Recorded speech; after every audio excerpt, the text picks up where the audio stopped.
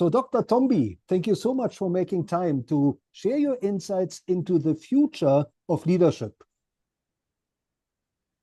Thank you, Dr. Nick, for the invitation. I'm passionate about leadership. I'm passionate about growing a movement of transformational leaders who allow themselves to not only lead, coach, direct, and mentor people in their teams, people in their organizations, but I'm passionate about growing a movement of transformational leaders who allow themselves to learn from their own direct reports, from people who form part of their circle of influence, and leaders who allow themselves to be vulnerable in the sense that they don't feel the need to always have the answers. They don't feel the need to always come across as being perfect, but they allow themselves to say, I don't know. Let me solve with you. What do you think? And how can we collaborate together to get to the best solution at the end of the day? And I think there are few and far between transformational leaders, because a lot of our leaders are under the impression that they have to be seen as being autocratic dictators who must always know all the answers. And I'm saying I don't subscribe to that. And I can learn from those who report into me. Now, Tombi, since we spoke last time, you've completed your PhD, and I believe your PhD is all about leadership. Can you tell us a little bit more about the subject of your PhD? Thank you, Nick. So I have completed a PhD in, I am a doctor of philosophy in the management of innovation and technology. What I focused on in my PhD was I started when everybody was talking about the fourth industrial revolution. And I didn't know what is this fourth industrial revolution. I was sitting in meetings and I was listening to my CEO talking about innovation, Bitcoin, fintech, all of these things, AI. And I was like, oh my goodness, I do not know what they are talking about. So I took it upon myself to begin the journey to understand what is my leader talking about, to make sure I was relevant. I went and I read a book that he constantly referred to. The book is called Increment. The book by Salim Ismail from Singularity University is called Exponential Organizations: Why Other Organizations Are 10 Times Larger and Bigger Than Yours. And I must tell you, Nick, it was the strangest thing, and actually one of the best things that led to me doing and completing my PhD. When I was reading this book, Exponential Organizations, I remember I would read it and I would learn about how there are 3D printing hearts. They can remove cancer sequences from the DNA. The cancer cells can be removed from DNA and all of that. And how two guys sitting and working from their mother's garage can disrupt an organization that has been listed on the stock exchange for more than 100 years. And I would remember going to my team the next day and saying to them, you won't believe what happened in the book last night. I was telling stories about the book as if I was watching a soap opera, but I was just fascinated about the power of technology, how it was changing people's lives, how companies like Airbnb, Google, Amazon had become successful, and how this accelerating technology, and I want to emphasize accelerating technologies, has an impact to build the digital divide, particularly on a continent like Africa, also raise more entrepreneurs, raise people who are running their own businesses just by using this new technology. And I thought, I want to better understand this. But most important, after I looked at what is this fourth industrial revolution, what are the technologies, how do they work? And I also looked at how the fourth industrial revolution will impact individuals, will impact companies, will impact economies, and what individuals, leaders, companies need to do to embrace the change that comes with these accelerating technologies. But most important, I then honed in and I built a leadership framework to say, if you want to be a relevant leader, managing teams that are living in a digital world, whether it's the fourth, the fifth, and by the way, the sixth, we're also talking about the sixth industrial revolution now. If you want to be a leader leading during this digital economy, what are the roles that you need to unlearn? And what are the new behaviors that you need to relearn? In other words, leaders cannot trust that the way they used to manage teams in the past will necessarily be relevant, because we also had the pandemic in the middle of all of this. We were working remotely. Leaders had to learn how to manage teams that are not in the office. They had to learn how to manage teams who are also away from the office, but still ensure that there is productivity, innovation, and we are still meeting the numbers. So I built this framework to say, what kind of a leader do we need? Of course, we talk about we need leaders who are innovators, and I came up with 13 roles.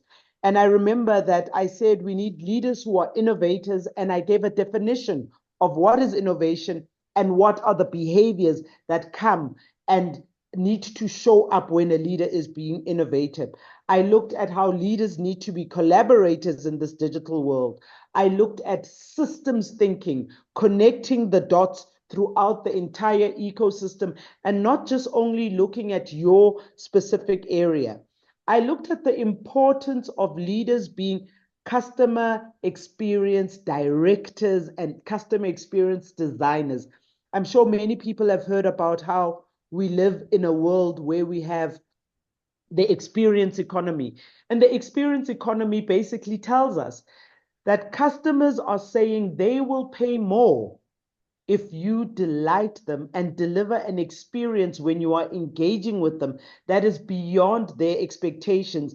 And this experience leaves a memorable mark and an imprint in their mind, and they will be willing to pay more than the usual price because of the experience you've done. And organizations are expected to understand that in the experience economy, the customer is the one that calls the shots. I also looked at leaders being change masters, because with all of these new technologies coming in, it is the leaders that need to make sure that they get their teams to not fear or run away from the change, but rather help them understand it. Help them understand how it will help them in their role, how it will improve efficiencies, how it will help them deliver more effectively and even faster, versus people thinking the new technologies is all about robots and robots are taking their lives as well. I also said leaders need to be ambiguity, volatility, and agility mentors. They need to guide their teams through the ambiguity, the volatility, and they need to also help their teams understand being agile and not saying this is how we've always done it, but rather being open to change and also working with the current context of the time as well. I also looked within my framework at how team leaders need to be virtual team project managers. They need to be data analysts to be able to truly make decisions that are data led. They also need to understand the ethics that come with this new technology. There are values and ethics that this new technology requires us to be deliberate and intentional about, because technology can be used for good and can be used for bad. I also say that leaders need to be problem solvers, not as in they are solving everything, but they're working with their teams. They're working with their clients. Because remember, leaders are leading from the top, providing guidance, giving decisions. But sometimes the day-to-day challenges that are faced, some of those solutions are sitting with our teams, and we need to make those people part of the problem-solving cycle as well. I So, also said Ntombi, leaders. Oh, let me stop there because I've no, got quite a few. yeah. So I just want to make sure the listeners understand the scope exactly. So, Tombi, what you did basically to decipher 13 competencies for the future leader. Is that right? I built a framework wherein I came up with 13 roles Yeah. for our leaders to be able to be relevant and sustainable leaders leading teams in a digital economy and in a digital world. I then took these 13 roles and I tested them within a consulting environment. And I said, Right. do you agree with this framework and model that I have built? They then looked at those 13 and they added two. They added that leaders need to be EQ coaches, they need to be authentic storytellers, and they also need to be entrepreneurial because leaders need to help teams and organizations understand that you need to lead in your role. It doesn't matter that you don't have the title. You need to lead from the role you are sitting in and actually run your role and run your position as if you were running your own company so that your contribution then builds up to the broader contribution as well. So it sounds to me, Tombi, like this is almost a textbook for future leaders, right? It absolutely is a textbook for future leaders. And what I quite excites me about the framework is the fact that I'm specific in articulating what are the behaviors that show up for each role. So I'm not just telling you you need to be an innovator and a collaborator and you need to have EQ and you need to be entrepreneurial. I'm specific in defining what does it mean when we say you're entrepreneurial? What does it mean when we say you need to have EQ as a leader? And also, what are the behaviors that go specifically with each of those roles? So when people look at the framework, they're able to say, a leader who wants to lead must embrace the following behaviors. And then that actually works. I mean, if I was to give you an example, it's if I was to say leaders need to have EQ, I would say the leadership behaviors means you need to understand your emotions and how they impact others. And you need to understand how you're going to manage others' emotions, the listening, the showing empathy, the influencing behaviors, the being able to mobilize, motivate, and inspire employees. These are just some of the behaviors that actually accompany a leader who leads with EQ as well. So, Tombi, this sounds to me almost like a curriculum for future leaders. And you're saying you put it into practice already, right? Well, I put it into practice every day, Nick, because number one, I think one of the gifts I was blessed with as a leader is the fact that I had a leader in my past life in one of my organizations who chose to invest in me and paid for me to work with an executive coach. And I can tell you now that when that leader invested in me and gave me the opportunity to work with an executive coach, they were probably looking at about a 1 year, 2 year journey. And here I am sitting saying, I've worked with the same executive coach for the past 13 years. And I have seen the power of coaching in being able to say, I can learn from those who've walked the journey before me. I can learn from those who can give me uncomfortable, firm, tough feedback that helps me grow. Therefore, it is constructive feedback that actually polishes me up as a leader. And then, in turn, the people who I am leading are saying, when I become a senior leader myself, I want to lead the way Ntombi led because she showed up with empathy. She listened. She led with kindness. She gave feedback. She was fair. She also was able to understand when I had family dynamics that were impacting my work-life balance. And she looked at my entire life, not just the individual at work, but looked at how the home environment can also impact the work environment. I want to be that transformational leader that is seen as inspiring people, that people look up to, and people think I can grow and actually be a better person myself professionally and personally by just looking at some of the life lessons, the experiences, and the way Ntombi leads. And you know what, Nick?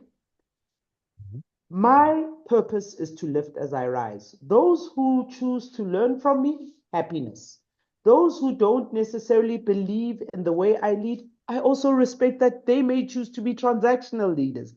They may choose to be situational leaders. They may choose to be authoritative leaders. If that is what works for you, absolutely. I'm simply saying, when I look at how people want to be led, when I look at the objectives organizations are looking to achieve, when I look at our role as leaders to try and transform, bring in inspiration, create a clear vision for the future, I believe that comes through transformational leadership.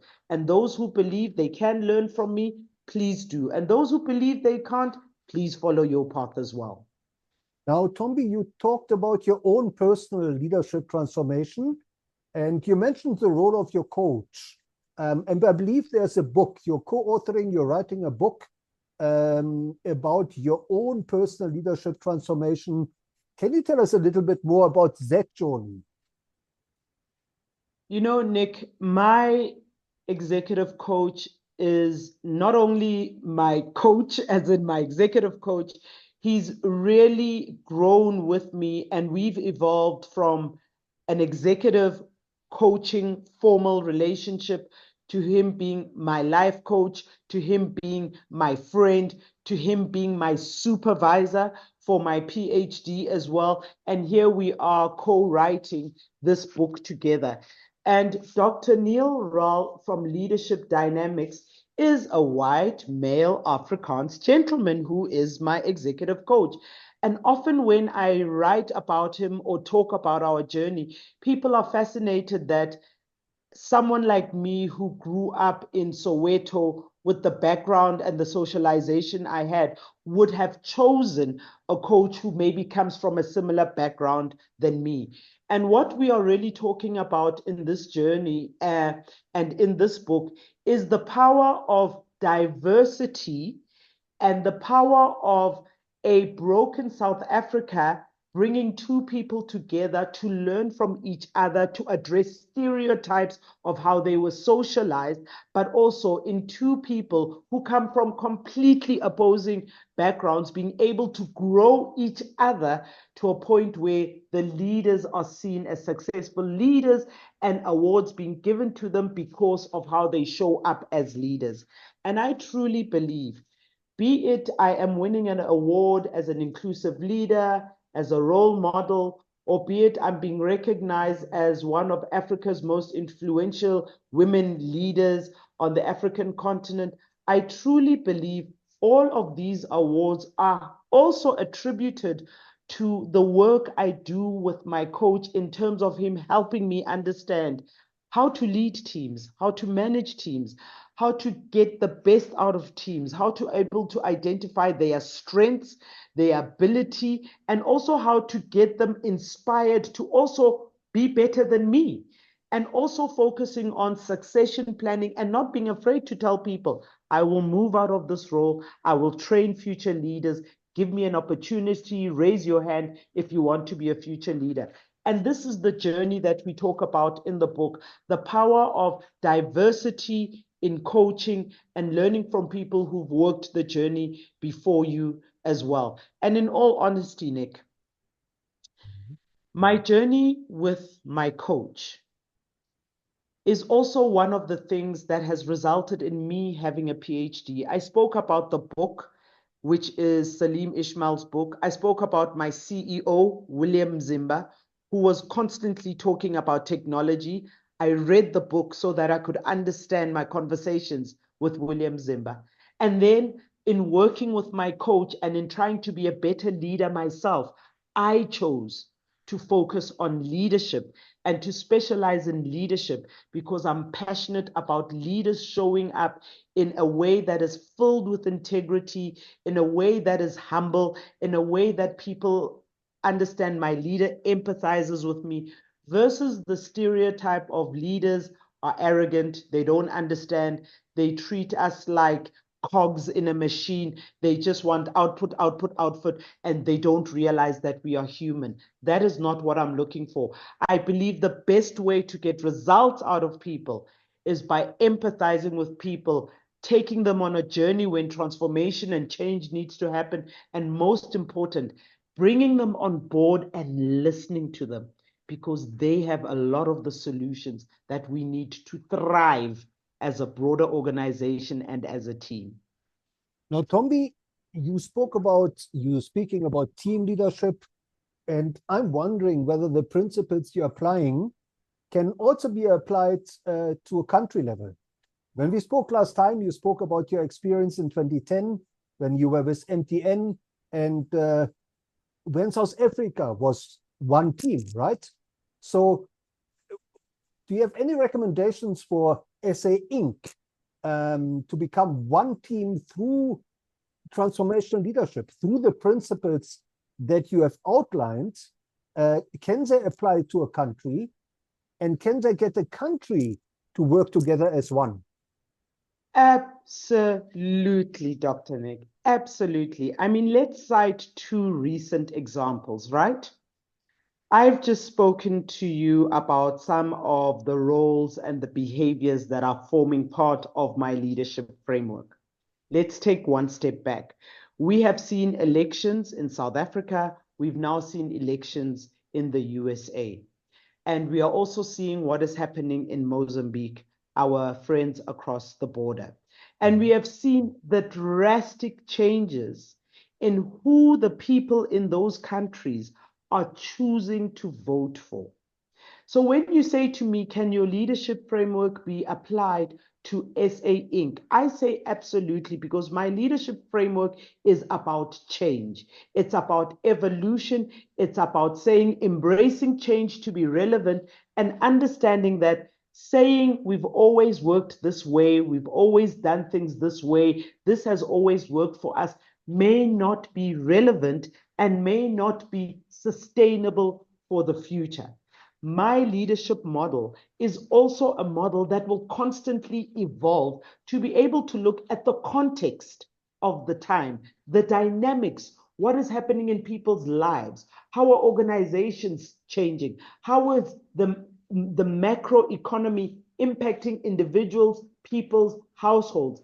And if we actually embrace the change, that is the leadership model that I have built, you will find that South Africa will grow more, because it means we're taking time out to listen to people. We're taking time out to empathize with some of the challenges they are facing. We are taking time out to be honest with them and lead with integrity versus telling them what we think they want to hear or telling them what we want them to know at that point in time. But when they actually go into that room where they are now voting, they vote for something else. People are smart, Dr. Nick.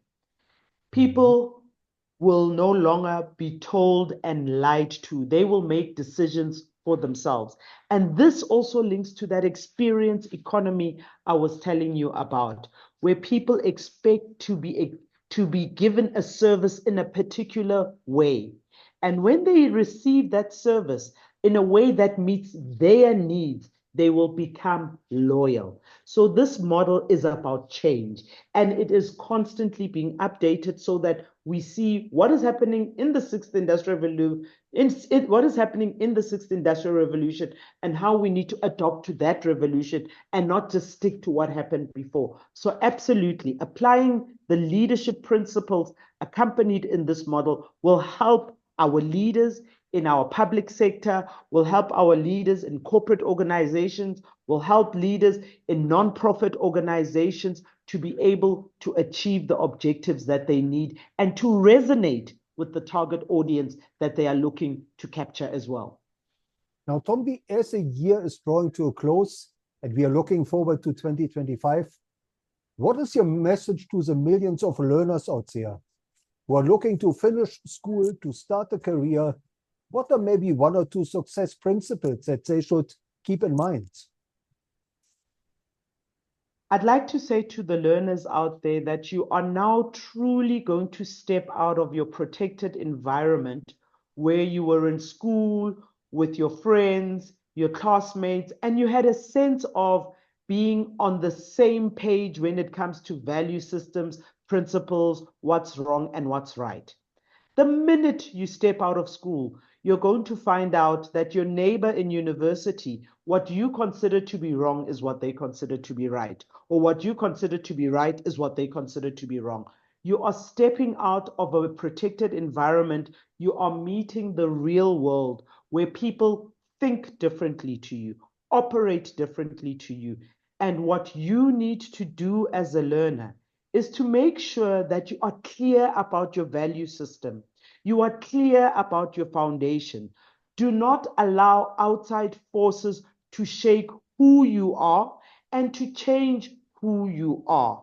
Remain with your value system. Remain with the ethical approach. Remain with integrity as well. Also understand that what you put out to the world is what you will get back as well. The world is going to introduce to you things that are often going to lead you southwards in the wrong direction. You need to make choices about which friends you keep, which company you keep, so that you are able to grow. A lot of people watch leaders like myself and they think we are at the top because we were born either with a silver spoon in our mouths, we must have had it easy, we come from a very privileged background. That is not the case. We as leaders have chosen to cut out certain company, chosen to remove certain things and lifestyles that have come across our path. We've chosen not to engage with them so that we can focus on the growth.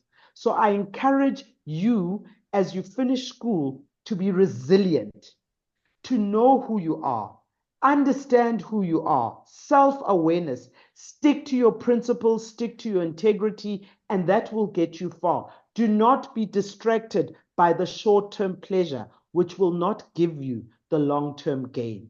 You need to be resilient, understand the world is going to let you down, but you can bounce back. And when you fail, don't be hard on yourself. Lead with kindness for yourself and others. Get up, dust yourself off, get back on that horse and try again. Fail forward because life is about making mistakes. Nobody is perfect. The best leaders in the world have made mistakes. So when you make a mistake, get up, try again, and keep moving forward. Thank you. Thank you, Ntombi. This is such an important message, and I wish you could deliver it to all our matriculants this year and for many years to come. And I'm very much looking forward to the launch of your book. I believe it is coming out next year, right?